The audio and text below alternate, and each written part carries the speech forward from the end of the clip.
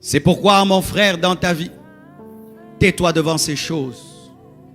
Lorsque tu vas vers un chantier et qu'il est inachevé, ne juge pas, ne parle pas. Tu ne sais pas ce qu'il sera. Tu ne connais pas le plan de l'architecte. Et tu peux voir qu'il n'y a qu'un trou. Mais ce n'est pas un trou. C'est un immeuble de 10 étages. Et des fois, les gens que nous rencontrons sont comme des chantiers. Il n'y a qu'un trou. Et tu le regardes, tu le méprises. Alors que dans 10 ans, 20 ans, ce serait un gratte-ciel. Taisez-vous devant la destinée des hommes. Ne parlez pas beaucoup devant la destinée des hommes. Nous que vous voyez là, beaucoup de gens nous ont méprisés. Beaucoup de gens nous ont méprisés, mes frères. Mais aujourd'hui, nous sommes une surprise pour eux. Tais-toi devant une chenille qui est dans son cocon. Quand la chenille entre dans le cocon, elle est atobe. Elle reste fixe. Elle est laide. Mais donne du temps. Il y aura la métamorphose. La chenille va devenir un papillon. Et certains au milieu de vous, vous êtes dans un cocon. Rien ne marche. Tu ne bouges pas. Tu es au même endroit. Financier, spirituellement, rien ne marche. Mais demain, tu seras un beau papillon. Quand tu te tiens devant un tableau noir, garde silence. Tu ne sais pas ce qu'on va y écrire. Certaines personnes sont des tableaux noirs. Rien n'est écrit. Ce sont des personnes lambda. Des personnes qui ne marquent pas. C'est une personne, tu oublies même son nom. Mais demain, c'est l'examen de ta vie qu'on va écrire sur ce tableau. Dieu fera dans sa vie des choses où tu dois aller prier pour dire: Dieu, est-ce que c'est toi ou c'est pas toi?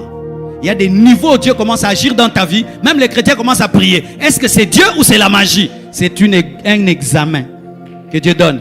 Cosinus, tangente. Oui, il y a des gens qui deviennent des examens dans la vie.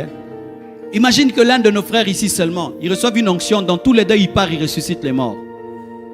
Nous allons aller en prière pour prier: Dieu, est-ce que c'est toi? Même les gens qui croient à la puissance vont aller dire: Dieu, est-ce que c'est toi? Tu entends partout, il part, ressuscite. Les gens ne font que ressusciter. Il dit seulement: ah! Les gens ressuscitent. Lorsque tu vois un homme et rien n'est écrit, ce n'est pas que le maître n'a pas la craie. Quand tu vois un papier vide, ne te moque pas du papier vide. Tu ne sais pas quelle lettre on va écrire. Peut-être une recommandation présidentielle.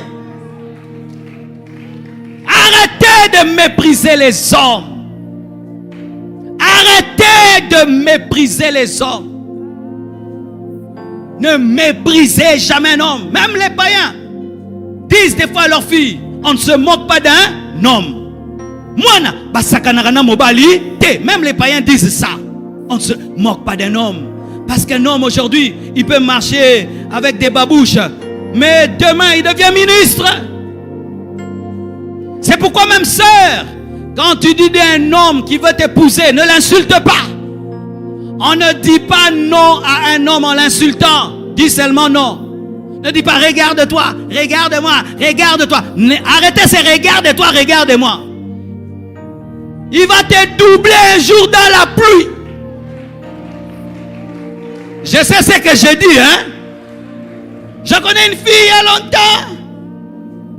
Non, je saute cette partie. Elle va suivre la vidéo. Elle m'a méprisé, frère. Je suis allé demander la main en bus. Elle m'a regardé. Tu dis: je t'aime à pied, tu rentres à pied. Ne méprisez jamais les hommes. Ne regarde pas ta vie pour juger un homme. Tu n'es pas Dieu. Ne te moque jamais d'un vase brisé dans les mains d'un potier. Ne te moque jamais d'un vase brisé dans les mains d'un potier. Tu ne sais pas ce qui va devenir un vase d'or. Si tu pouvais regarder Pierre en train de renier Jésus, quel futur tu allais lui donner? Tu allais dire: zéro, il n'y a rien ici. Mais Jésus voyait, même derrière le reniement, que cet homme sera prêt à mourir pour moi. Il n'a pas pu mourir pour moi parce qu'il n'avait pas le Saint-Esprit. Quand il aura le Saint-Esprit, Pierre mourra pour moi. Il m'aime beaucoup mais n'a pas la force. Je lui donnerai la force. Ne te moque pas d'un homme qui est tombé dans le péché. Ne te moque pas d'un homme de Dieu qui est tombé dans le péché comme nous faisons maintenant à Kinshasa. Dieu Tu ne connais pas quand est-ce qu'il va se repentir. Et c'est que Dieu va lui dire. Vous aimez les épîtres de Pierre? Mais Pierre a renié son maître. Il a dit qu'il ne le connaît pas. Ne te moque pas d'un frère qui traverse des moments difficiles. Tu ne connais pas son histoire avec Dieu. Ne te regarde pas pour juger un homme. Il se peut qu'il sera plus grand que toi. C'est pourquoi tant qu'un homme ne s'est pas tenu debout, ne dis pas que tu es plus grand que lui. Tu peux être debout, l'autre est assis et tu penses que tu es plus grand que lui. Non, il est assis, il n'est pas debout. Lorsqu'il va se déployer, il est plus grand que toi. Ne te moque pas quand tu ne comprends rien. Et même si tu comprends, il y aura toujours des choses que tu ne comprendras pas. Ils se sont moqués de Jephthé parce qu'il avait de mauvaises origines. Mais ce qu'ils ne savaient pas, c'était lui leur juge. C'était leur roi. Parce qu'en ce temps-là, Dieu n'établissait pas encore des rois, c'était des juges. Celui qui était le fils de la prostituée, c'est lui que Dieu avait choisi pour les sauver, les protéger, les défendre. Mais ils l'ont jugé selon des hommes. C'est pourquoi dans l'église, nous devons vivre dans le respect. Moi, j'ai appris à respecter les gens à l'église, mes frères. Ça fait 23 ans que je suis pasteur et ça fait maintenant plus de 31 ans que je suis chrétien. Je crois bien. 31 ans. J'ai vu des frères à l'église qui venaient étudier à l'église. Ils n'ont pas de maison. Ils habitent l'église. Il a toujours le même pantalon. Il prie tout le temps. Il cherche Dieu. Toi, tu viens de chez vous. Tu as papa, maman. Et tu le regardes. Mais il prie Dieu de tout son cœur. Aujourd'hui, ils sont dans le monde entier. Ils influencent la terre. Ils ont tout ce dont ils ont besoin. Les choses qu'ils demandaient à Dieu dans le secret, Dieu entendait, Dieu leur a donné. Un jour, un homme de Dieu a rencontré une sœur. C'était la fille d'un médecin. Il lui a dit, ma sœur, j'aimerais t'épouser. Et la sœur voyait le frère à l'église. Et il était bien habillé des fois. Et puis il dit, frère, je viendrai te visiter. Et ce jour-là, il est arrivé quand le frère ne s'y attendait pas. Et la sœur arrive. Il y avait une porte. Elle entre, c'était une belle maison. Et puis il pose la question, où est le frère Sonny?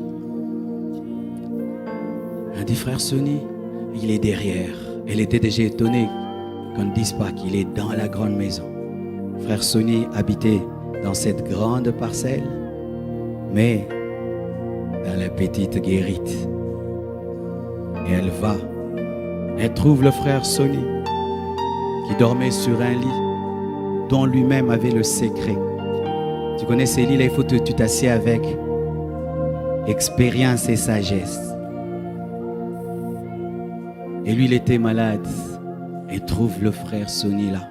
Hey, tu habites ici? Oui, j'habite ici.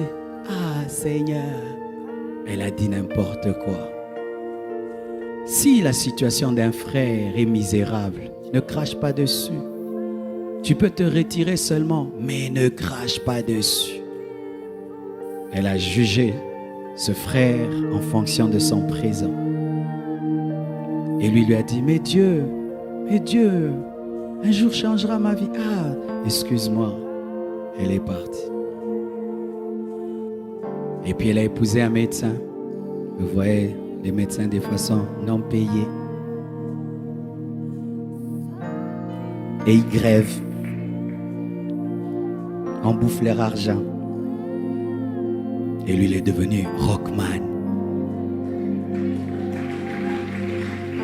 Et un jour, il passait, il y avait la pluie. C'est lui qui m'avait raconté ça quand il nous prêchait. Et il voit la sœur avec son médecin sous la pluie avec un parapluie. Il s'est arrêté. Et ils sont entrés. Il les a amenés chez eux. Mais il s'est arrangé de passer d'abord par chez lui.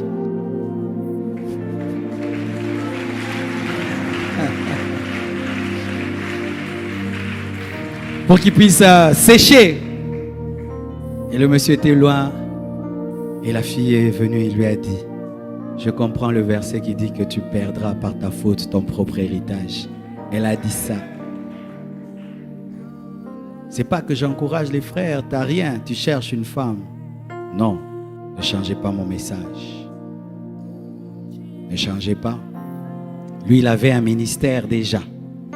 C'est pas que t'as rien là et puis tu veux, non. Il avait déjà un ministère, mais il était au début. Au début du ministère, mes frères, je transportais les bancs. J'achetais les bancs à Montbélé.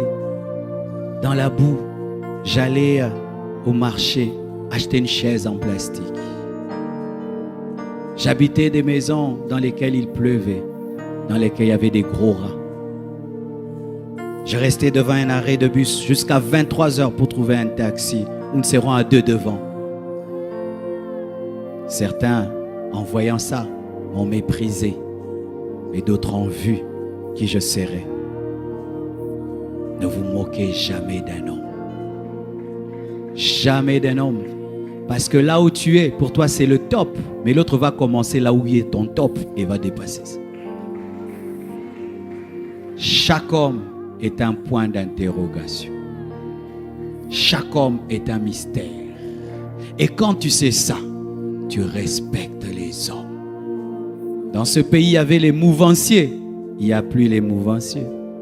Il y avait les rôles changent. Les rôles changent. Même vous qui avez le pouvoir, soyez humble. Que tout le monde soit humble. Que Dieu vous bénisse.